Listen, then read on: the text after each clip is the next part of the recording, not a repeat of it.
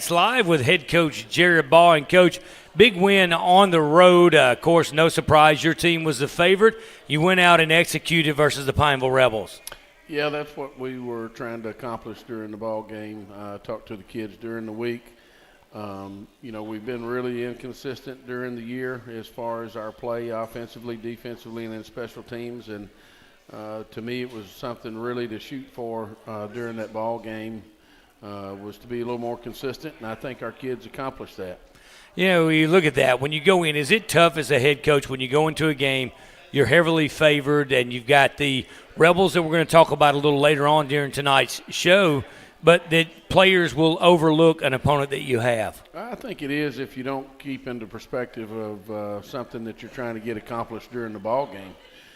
If all you're doing every week is getting ready to play whoever it is that you're playing and you don't have any goals in mind of what it is that you're trying to get done, then everybody can get caught up into, well, this team's not very good, so we don't really need to do much if that's all your goal is. But the way that I feel like we try to look at it is, there were some things that we needed to get accomplished, and part of it, we changed up our practice plan. We didn't get in pads all week. Part of the goal for the week was to try to get as healthy as we could, along with being consistent in all three phases of the game. And I think our kids went out there and executed what it is we asked them to do. You look at you go on the road. Of course, those were my favorite practices, the ones where you didn't go into pads because you didn't have to hit anybody, so that was always good for me. It wasn't difficult because you look at it. We played on turf everywhere we go. What kind of adjustments did you make to play on grass the other night?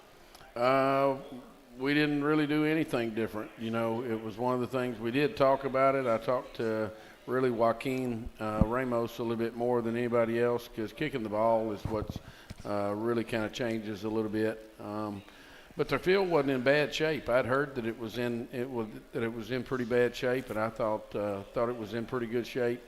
Our kids handled it well. I didn't think that there was anything. To me, the less of a deal you make about it, the less that the kids pay attention to it. And I didn't see anything that to where it affected us. Was it difficult to have a talk with the kicker? I've always found it a little difficult to talk to most kickers. I know you think I don't like them at all. I do. No, it's not difficult to talk to Joaquin. We have a really good relationship, and and really I just mentioned it to him really in pregame, and he kind of changed up a little bit of stuff. And I know Coach Dunbar, our kickers coach, and had probably already talked to him about it.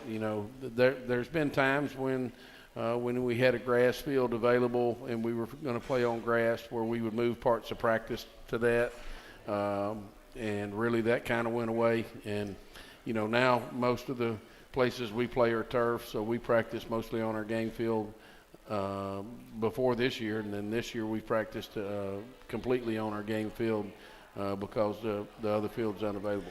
I know you talked to the guys this week because I was talking to our trainer, Chris Brister, and he said that you gave an unusual speech that he's never heard from you before. And he said, I was over at the volleyball game and watching him. He said, that you talked to the team and you really wanted to, put on the gas early and get on it and not let off. Is that something just you want to go out and really, just exert your dominance from the first quarter?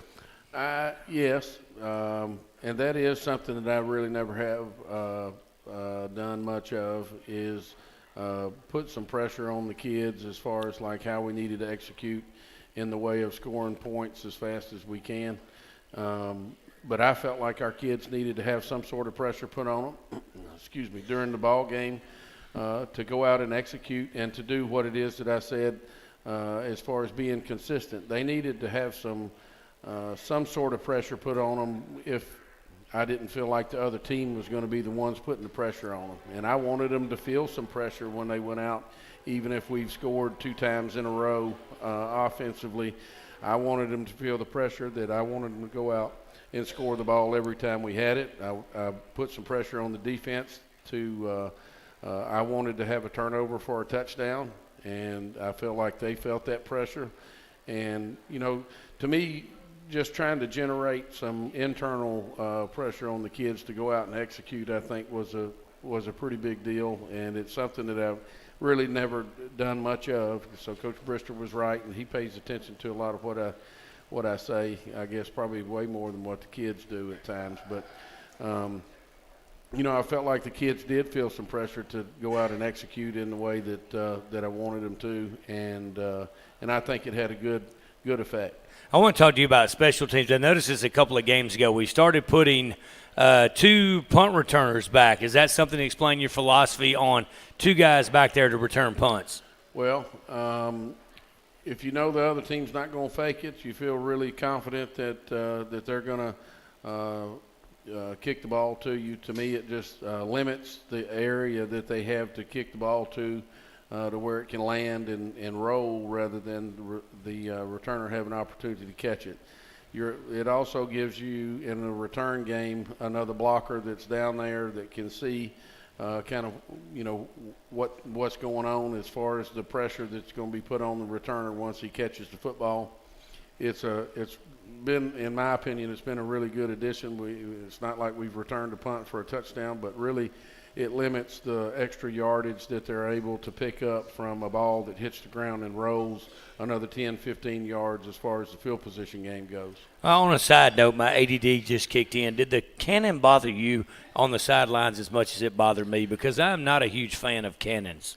I don't know that it bothered me, but it does get on my nerves. It's just one of those things that and really it was more so like they did it a bunch, like after the game, because they didn't have much time.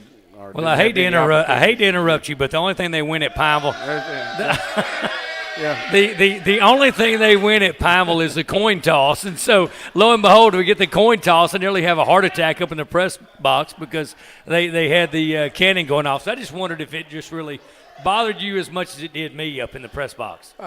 It does, that sort of thing. I think it's unexpected, and our kids kind of got a kick out of it because a lot of them had never been there to play, so they didn't know, what to expect from that. But it does. It kind of gets on my nerves, and I think that's what it's for. It's to, if in particular, it would have gotten on my nerves if I heard it a lot. That means they're scoring a lot, and then it continues to really, really get on your nerves at that point. But not having an opportunity to fire it off, but, a couple of times during the ball game wasn't that bad.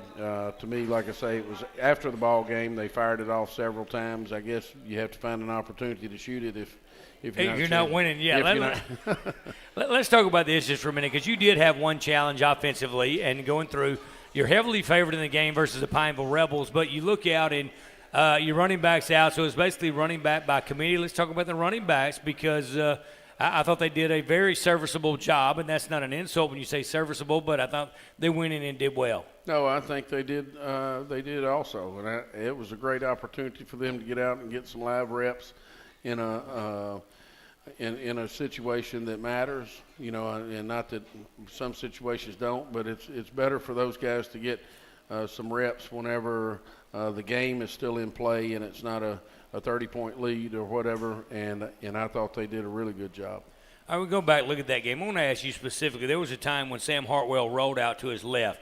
Now, one of the hardest things to do as a quarterback, although I did play quarterback for one practice my senior year, then they said this is not going to work out. But you roll out to your left and throw back to your right. Is that like design, or that just happens during the course of a game? It happens. I don't know. There are times where it's designed for different plays. But just because you're right-handed doesn't mean that you always roll to the right. That'd be pretty easy for the defense to figure out. The best quarterbacks can do it either way, and I think Sam does a good job being able to manage what it is that we give them. There are times where, if the game's on the line or something like that, that a right-handed quarterback, you always want to try to get them rolling to their right, but they need to be able to do it both ways. All right, we're going to take a break. You're listening to Ruston Bearcats Live with head coach Jerry Ball from the Sundown Tavern. We'll be right back after this break. Need extra space? Whether you're moving, downsizing, or just clearing the clutter, Premier Storage is here to help. Customers can easily check in and receive their lock from the kiosk anytime, day or night, or online at premierstorageruston.com. Gated access and on-site security features so you can store with confidence. Premier Storage, Safe, secure, close to home. Reserve your unit today.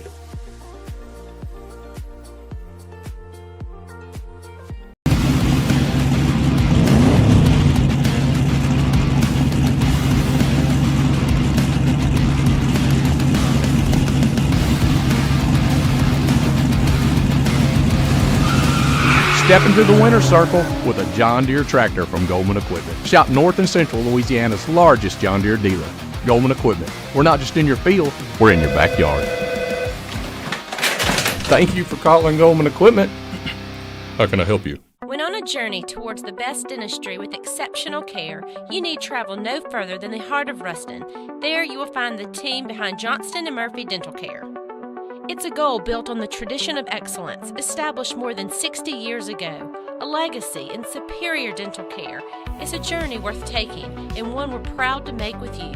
Come experience the best dentistry and exceptional customer service. Johnston & Murphy Dental Care, where every smile has a story.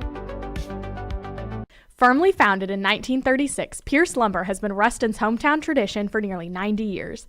As your local Ace Hardware dealer, we're your headquarters for Bearcat tailgates, with Big Green Eggs, Traeger grills, Turtle Box speakers, Yeti coolers, meat church and hardcore carnivore seasonings, along with all the cooking gear you need to keep the grill hot and the drinks ice cold. From kickoff to the final whistle, we've got everything you need to make game day unforgettable. Pierce Lumber, friendly service, quality products, and proud supporters of the Bearcats. Louisiana National Bank is the official bank of Ruston High Athletics. As a proud community partner and supporter of local education, we're excited to cheer on the Bearcats. Experience uncommon banking today at Louisiana National Bank. To learn more, visit ln.bank.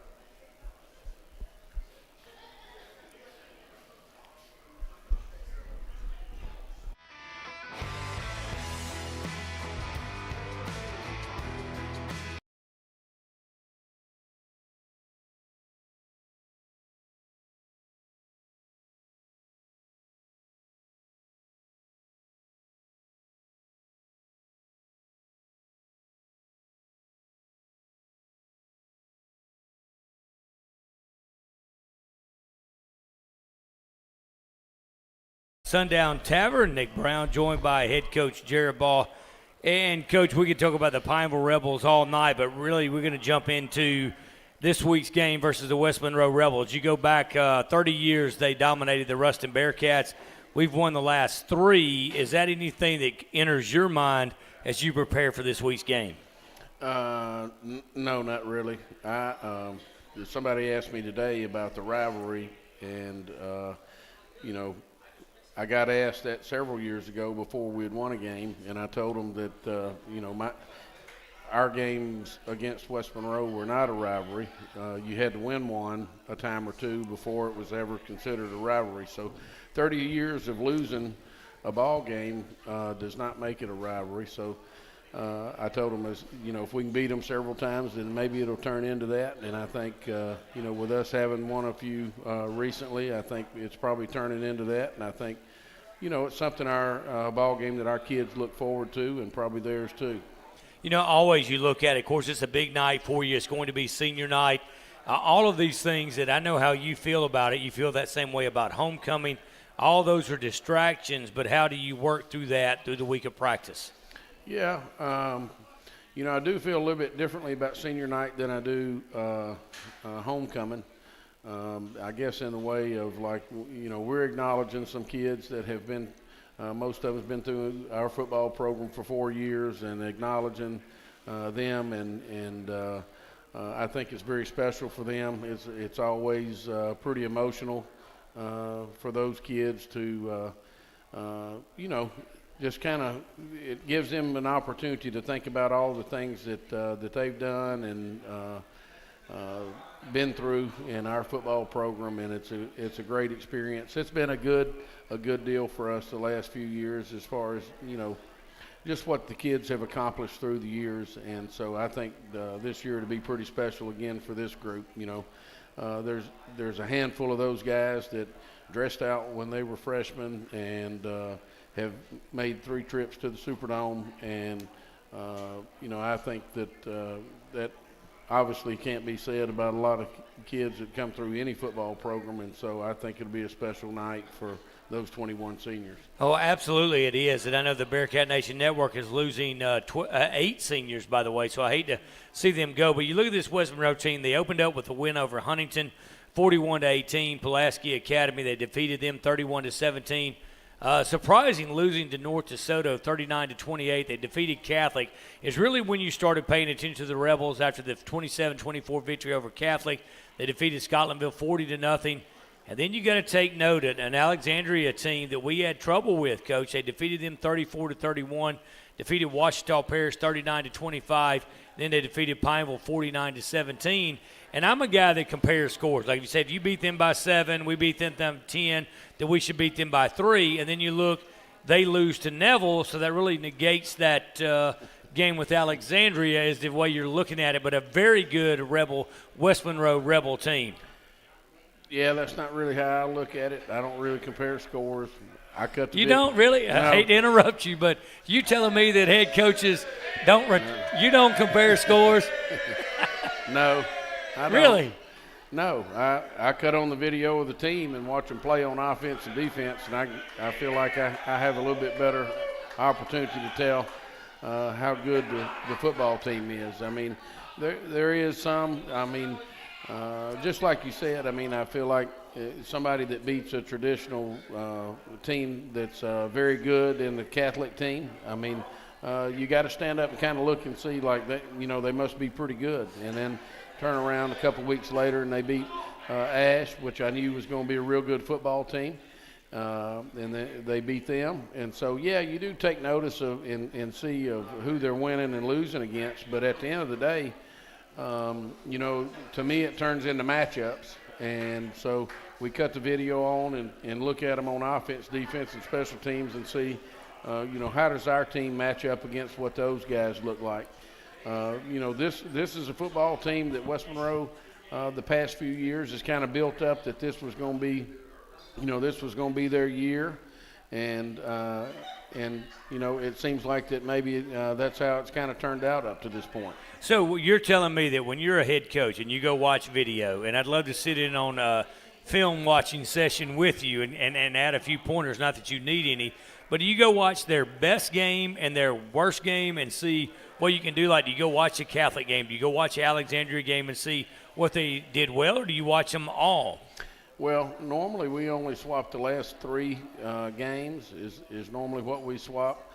Now, I mean, anybody, like our Bearcat Nation Network, they've got their deal that they go to and or that they stream their games, and, our coaches go in and watch those games.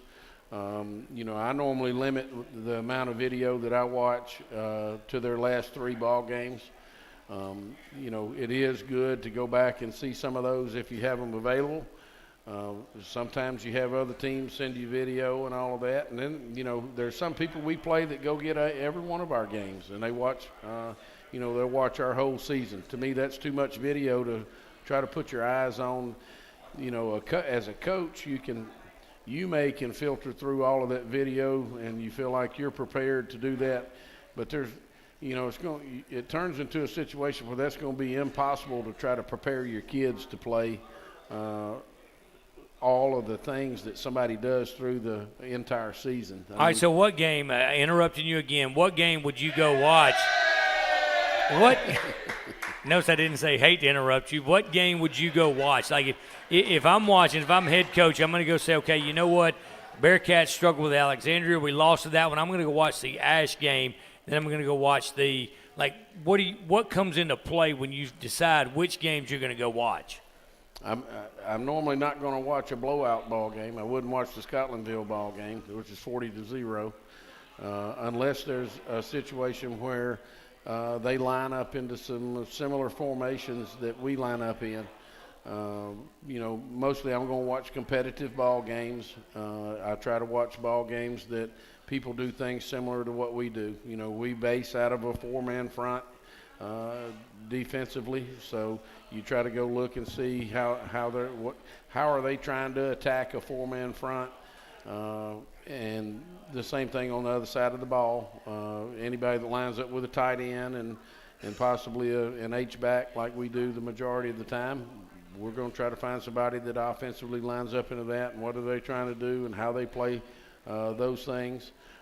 You're really trying to find teams that do something similar to what we do to see how it is that they react and do things against us. And then, there's times where other people do things that put them in a bind, and we may put in some wrinkles of what we do based off of what some other people have done against them that have been successful. All right, so I look at that North DeSoto game. Do you view that as an anomaly? Do you go watch that video? North DeSoto, I think, a program that we're better than, and they defeat 30. They defeat the Rebels by 11. Is that something you go watch at all to see what they did? We didn't exchange that video, so I haven't seen any of it. So you would like for me to get the North DeSoto video for you? Well, Coach Dunn would send that video to us if I asked him, but I'm not normally one of those guys that goes and tries to gather everybody's video. I would, it would be a video that I would watch if we traded all of them, but that's not one of the videos we traded, and so I hadn't had the opportunity to see it. And I'm not an internet freak, so I don't. Well, I know people. I know, I know you do, and that's what I'm afraid of. So so you look at that and say, okay, so point blank, what 3 games did you watch of West Monroe? Their last 3. That's the ones we traded. So that's the 3 ball games that I've watched. I watched the Neville game, the Pineville game, and the Washita game. So what can you tell us about this? I tell you what, let's take a break and then come back. You can tell us everything, because I'd watch all 11 of them. Are you listening to Ruston Bearcats Live with head coach Jared Ball? We'll be right back after this break. Holland Real Estate Group has been serving the commercial real estate needs in Louisiana for over 30 years. Because your business means everything to you, we know the importance of proper planning and location management. With our extensive knowledge of the area, we're able to create individualized solutions for our clients. We work closely with our community leaders to understand growth in the area. Ensuring successful win-win relationships for our clients is what we do best. Headquartered in Ruston, Louisiana, HGA is a full-service project management and engineering services firm providing professional services to clients throughout the U.S. and overseas. HGA builds long-term client relationships by listening to clients, leveraging the experience of its professional team, and delivering on its commitments. HGA is a proud supporter of the Bearcat football program. Firmly founded in 1936, Pierce Lumber has been your go-to for quality building parts in Ruston and North Louisiana. Located on 1032 Burgessville Road, we carry tools from DeWalt, Milwaukee, Senco, and Ego Power Tools. We're your home for locally sourced lumber and quality building parts. As well as being your local supplier for Benjamin Moore Paint, we offer delivery of our products from our door to yours. Follow us on Facebook or Instagram, and remember, if you're making it, make it with Pierce Lumber.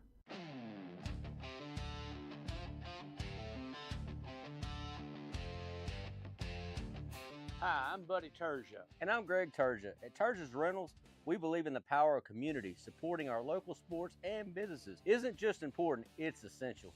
For the last 41 years, you've stood by us, and we're proud to stand by you. Your support is what fuels our commitment to Ruston and Lincoln Parish.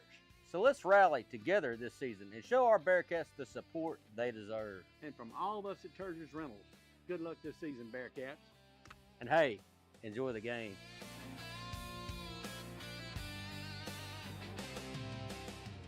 Like life, injury and sport go hand in hand. When injury has you sidelined, there's one name above the rest. That's Johnson Physical Therapy.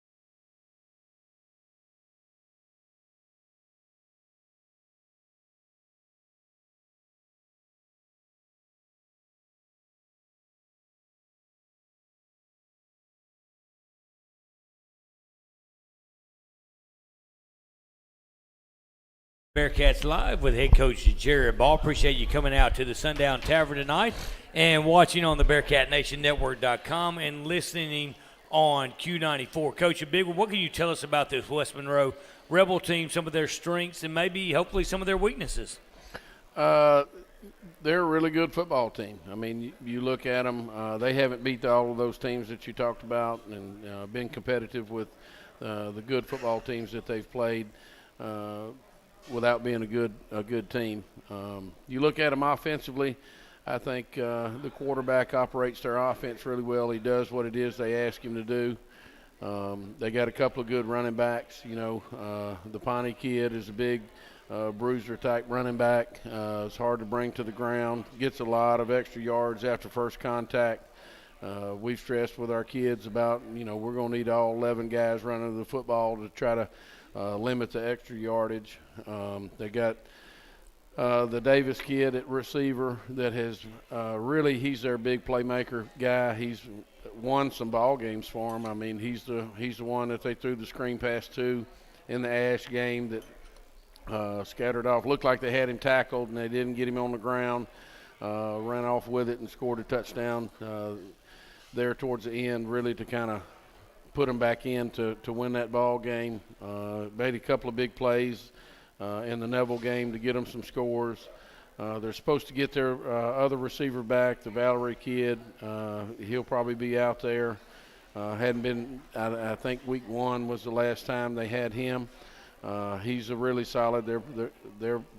They've been proud of him. I hadn't seen any video on him, but they've been really proud of what he's done for them. That's going to add another dynamic that they haven't had offensively for them. So, but to me, what scares me the most, I guess, is their size in the offensive line. I think their 2 guards are really good players. Do a real good job with what it is they ask them to do. It's kind of predictable sometimes with what they do with them, but it's one of those things where they just line up and do it.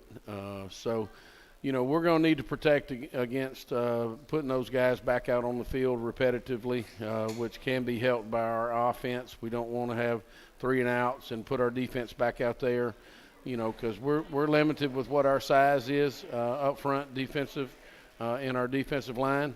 And it's going to be a tough matchup for us as far as our defensive line against their offensive line. And if we get tired and winded, it's going to be a tough matchup for us. But you look at them on the defensive side of the ball, I think we match up okay with them. They're a little bit bigger than we are, it looks like, as far as their defensive line compared to our offensive line. But I kind of like our matchups in there. I do like some of our skill guy matchups against some of their secondary guys. So, it's just going to be a kind of a chess match, I think, to a certain extent. And at the end of the day, it boils down to how well we're going to play and how consistent we're going to play. I don't think there's a ball game that we should have lost this year if we had have played as consistent as what it is that we can play and played as well as what we can play. Not that we have to be tip-top, top of our game to have beaten any of those teams. But you look at the 2 ball games we lost against Stephenville and against Ash. We didn't play particularly well. Had some injury problems, in the Stephenville game. But I think, if we were at full health in that game, I think that's a game we don't lose. And then in the Ash game, we fizzled out. I think we didn't play as well as what we needed to through the entire game. So if we can learn how to play consistently and go out motivated series by series in all 3 phases, I think that our matchups will be just fine against the Rebels. Well, I must be a horrible human being because I am transparent. That's the reason I don't have any friends, because when you're transparent, so if you look at the schedule at 7-2, I'm going to be totally transparent. I thought we would be 5-4 at this point. So, therefore, in my opinion, we're playing with house money. But how do you go in and stress to your team what's at stake? Because you look at it, number 1 in district championship. Have you talked with that about your team? Number 2, have you talked about, bottom line, Coach, you win. Playing a down year, you're number 1 in the power rankings. But with a win Friday night, you're basically guaranteed a bye throughout, a bye and then home throughout the playoffs. Yeah, and you sound just like a radio guy or a media guy. Wait, I hate to interrupt you, yeah. but here's the deal. Here's the. You tell me, like when coaches look at his schedule, do you look at his schedule at 7-2, 9 games? You say we're going to be 9-0 at that point. I mean, you think, in your mind when you look at the schedule, we're going to win this, we're going to win this, we're going to win this one. You don't have to answer this question. But I had Acadiana penciled in as a loss. I thought Longview, I had those penciled in as a loss. And those are 2 games where I think you went in and totally, outplayed their opponents. And that's the reason that those are the 2 games. I thought we'd have dropped to Acadiana. I thought we'd have dropped to Longview. If you really want to know how I really think about it, I pencil all of them in as a loss. What? I absolutely do. You can ask Keisha. You're a pessimist by heart. I'm absolutely. Okay, hold up. I'm going to interrupt you again. That's what happens when you play for West Washita. When you're a Chief, you pencil everything in as a loss. Go Chiefs. 0-9, baby. I don't know if that has anything to do with it. Oh, it has everything to do with it. I interrupted you again. Yeah. No. I mean, if you talk to me during the summer or in fall camp, I talk about how we're not where we need to be and how we've got a long way to go and how shit rotten we are. Those are the things that you'll always hear from me whenever I'm talking about us, because I know what our expectations are and I know where it is we're trying to get to. And then whenever we get to those matchups when we're matched up against different people, we try to figure out a way to win. And that's just what we do, and I think our kids have gotten comfortable with knowing that that's what the expectations are. Not that it's always easy, but I think that that's what they expect. And, again, you're dealing with high school kids, and that makes it tough, and they've got a bunch of other things going on and other things they'd like to do and all of that. So you're trying to deal with all of those dynamics that you deal with, but I think they do understand that the expectations of what it is that we expect for them, and I don't think we're not expecting them to do anything supernatural, or we're not expecting them to play any better than what they can, but at the end of the day we want them to do the very best that they can. And to be honest with you, there's a lot of places where they don't have that expectation. They want to make the kids comfortable. They don't put them under any kind of adversity at any time during their off season and the things that they require them to do. And we just expect for our kids to do the right thing and to work their butts off to do what it is that we want to get accomplished. At the end of the day, 9 times out of 10, that's enough to beat the majority of the teams that we have played against. And that's why I feel like we continue to win, is because of what it is we expect for them to do. Whether the media personalities like yourself feel like this should be a down year because, y'all have had all these guys graduate and you don't really have any high-profile players that are seniors and, all of this kind of stuff. I don't get into that. I get into what it is that I see our kids do on a daily basis. And the bottom line is we outwork everybody, in my opinion, and it's because of what it is that our coaches expect for them to do and how it is that we expect for them to go about their business. And that's why I feel like on the surface it would seem like you don't have these guys have graduated, and so on the surface it looks like there'd be a down year. But I think our kids, they accept those challenges about what it is that they hear people say, because they hear all of those things too, and they've accepted those challenges. And to me, once we get into the meat of all of it, I feel like you feel like we should be 5-4. I feel like we should be 9-0. That we lost 2 ball games that we didn't really need to lose if we play as consistent as what we need to and what the expectations are.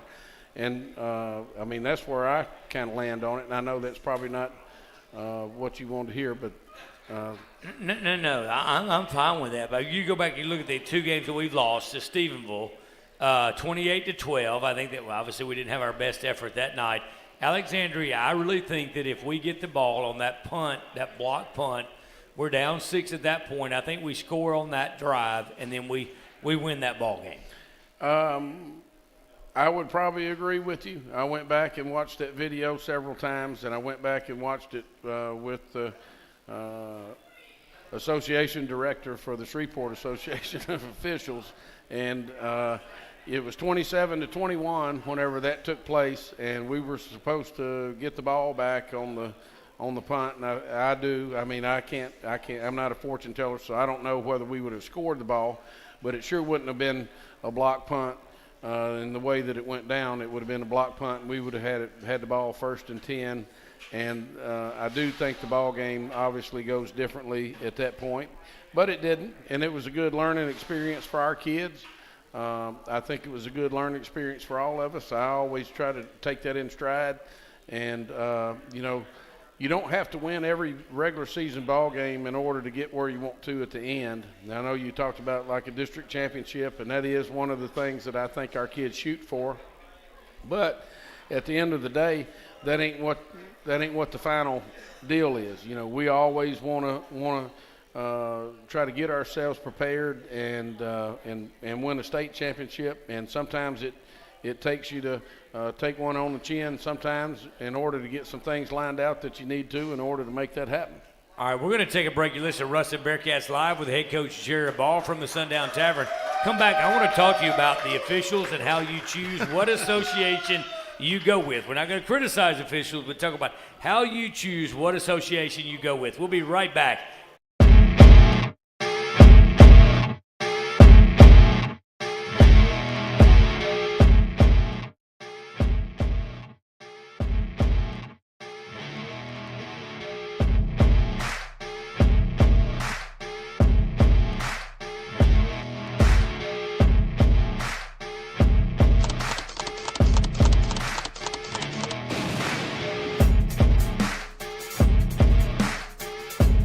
Hunter Smith, class of 1999, and Josh Beckham, class of 2006, are firmly founded. Contact us for 2 Bearcats who will be a trusted advisor in your next sell or purchase of recreational, investment, or hunting property. Go Cats! At GBT, we're more than just a bank. We're part of the community, and we're proud to cheer on Ruston High Athletics. Whether it's on the field, court, or track, we're excited to stand by our athletes and celebrate their hard work and dedication. With GBT, you're always banking on a winning team. Go Bearcats! No one can predict the future, but there are preventative measures to ensure our properties, belongings, and families are protected. At Provision Security, this is what we do best.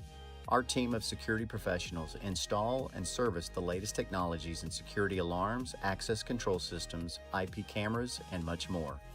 We take pride in securing the homes and businesses of North Louisiana.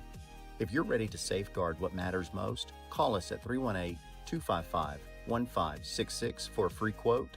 Provision Security remains dedicated to protecting your past, present, and future. I'm Brett Brown, and when I want fireworks, there is only one place I go, and that is Family Fireworks. Family Fireworks supports all Ruston High activities. John, Barbara, Jim, Jennifer, and Philip Ford are all Ruston High graduates. Family Fireworks is located at 116 UPS Road off Highway 33 in Ruston. We are the tent in the back. Just like you celebrate Bearcat and Lady Bearcat victories, come celebrate your firework holidays with us.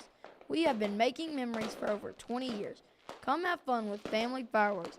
Ford Family says go big Ruston.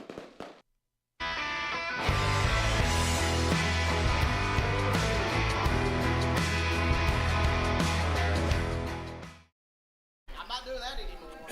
No. No. 41 shame on me. Exactly. 41 shame on you.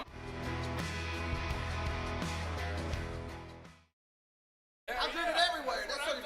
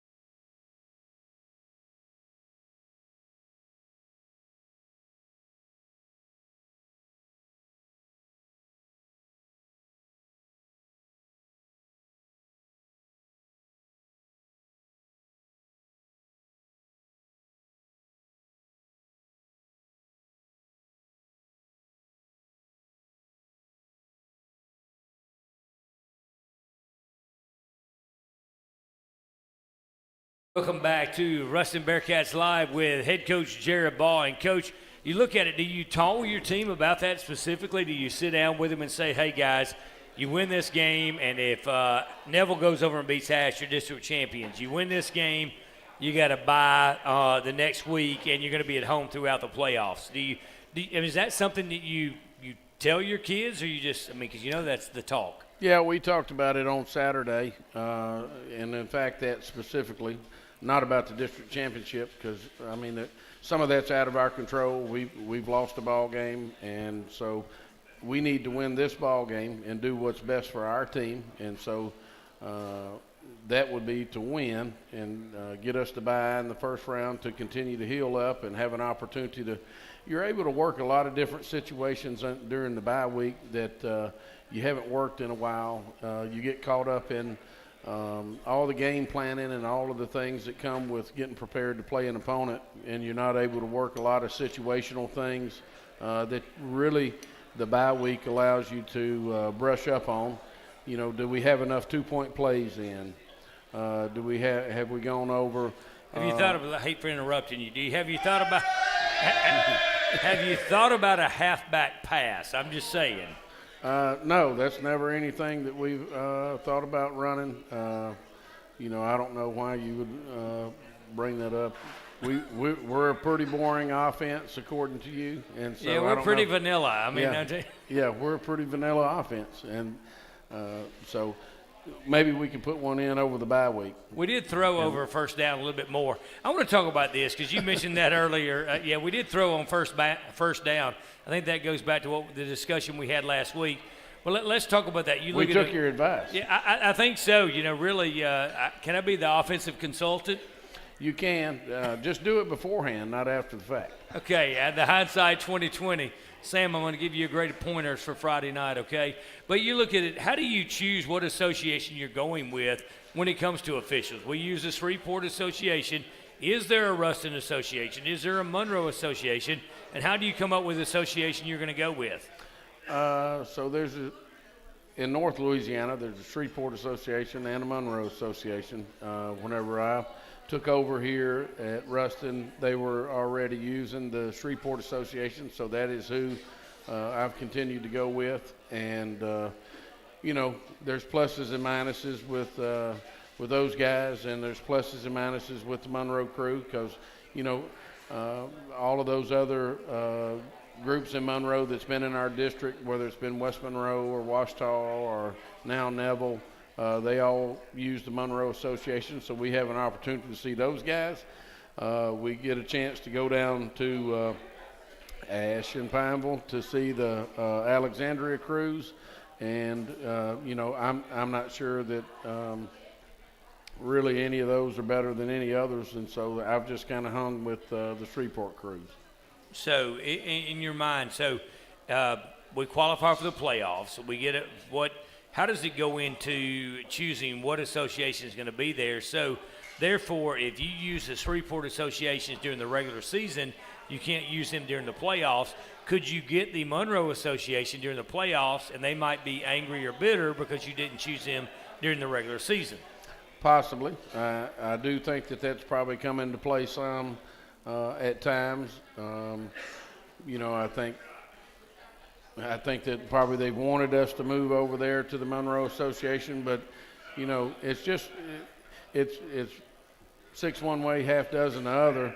If we left the Shreveport Association and go to the Monroe Association and we use them during the regular season, then you stand a chance to get the Shreveport Association. Then are they going to be mad that we left them to go to the Monroe Association because they don't feel like we thought they were any good, and then all of a sudden we're not going to get very good. All right, I'll interrupt you once again. You guys enjoy your shot. I hate to interrupt you, and my wife is going to get on to me for interrupting you.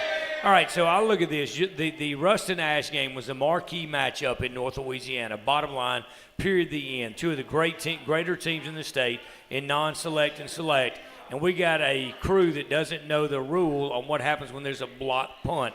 How do they not send their absolute best crew, and can you, as a head coach, go in and scratch somebody from officiating your games? So they do send us the what they feel like are the best crews, and so that was one of the best crews that they feel like they had. Are you kidding me?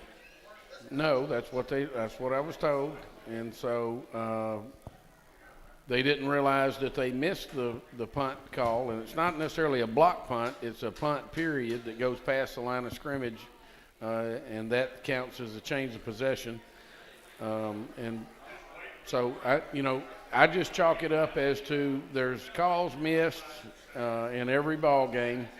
Some end up being bigger than others, and you would hope that the crews that you have are able to get calls right that dictate big turning points in ball games. And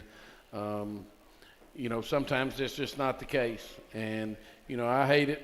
You ask our kids whenever we're in spring football and we're in fall camp, the official that they have is me. And if you asked our kids probably if they could choose me or any of the Shreveport Association or the Monroe Association, they would choose those guys 99 times out of 100. They think I'm the absolute worst official that they've ever come across. So you're a better head coach than you are official. Well, I do it on purpose because I need our coaches and our kids to recognize that all the calls aren't going to go our way. There's going to be some that they feel like are obvious calls that, like everybody in the stadium sees, that don't go our way, and we need to be able to deal with it in one form or another. And everybody's got to be able to get past it. And so I feel like I try to prepare our kids and coaches for that, and there's some obvious things that happen. I mean, and it still does. Like we do our 2-minute offense, defense stuff on Thursdays, and I will absolutely make a call that's like not there, like it's non-existent. And our kids have to figure out how to deal with it, or they can complain and gripe, and the coaches can get all upset about it, and that doesn't make me one way or another. But there's going to be those calls that happen for us in ball games, and that's the realistic part of it. And our kids need to be able to learn how to handle that. Our coaches need to be able to learn how to move on from it. And so I feel like I try to prepare our group as best I can. And, and then, I'll be the only one raising all the stuff on the sideline, and that, that's whenever I'm normally the one that don't deal with it after that. I do fine with it whenever I'm the official on the 2-minute situation, but I don't on Fridays normally. So what do you have against timeouts? So, just like not ever call them, or you get 3, hey, is there you think there's a carryover effect, or you don't want to talk to the team when you have a timeout, or like if you looked at the course of high school football in the state of Louisiana, I will tell you, if there was a stat on the fewest timeouts called by head coach, you would win. Yeah, and I would tell you that there's nothing more wasted in all of football than a timeout, because there's nothing. And we get commercial breaks in. I mean, Brandon Forster's like, hey, call a timeout so we can get some ads on the Bearcat Nation Network in Q94. You're like, nope, he's not calling a timeout. Yeah, so a lot of people rely on a timeout, like if you're not getting your offensive calls in fast enough, or you're not getting things done, and you're not getting lined up fast enough defensively, then you're calling a timeout to overcome a lack of what it is that you should be getting done during that time. And I'm just not going to do it. And our coaches know that. Like, I'm not fixing to cover up for Coach Griffin if he can't get a call in fast enough or whatever. We're just going to take a penalty, and we'll figure out how to do a better job the next time. But nobody complains about all the timeouts we have at the end of the ball game whenever we need 3 to stop someone or to stop the clock or whatever. Then nobody complains about, hey, we've got all these 3 timeouts. Now, what are we going to do with them to win the ball game?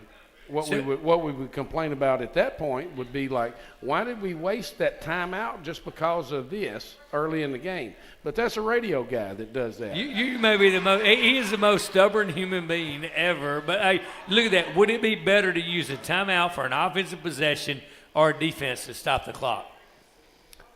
You're going to have to give me, how much time's on the clock, what the score is. There's a lot of things that go in. Where's the ball? 28-yard line. Okay, who's got it? Us or them? And West Monroe has it on the 28. What's the score? Like, there's a lot of. Okay, it's 17-17. West Monroe has the ball on the 28-yard line, going 3rd and 8. So those are all of the things. So you've just rattled off all of those things. That's what goes into play whenever it is you're deciding what it is that you need to do in the way of a timeout. And I think that they're really valuable, and nobody realizes it during the ball game. Like, why did we take a delay a game in the 3rd quarter with 3 minutes run off the clock? Well, to me, that's not nearly as important, that 5 yards at that point in the ball game, than what it could end up being at the end of the ball game whenever you need to stop the clock on a 3rd down, whenever we need to get the ball back and make them punt.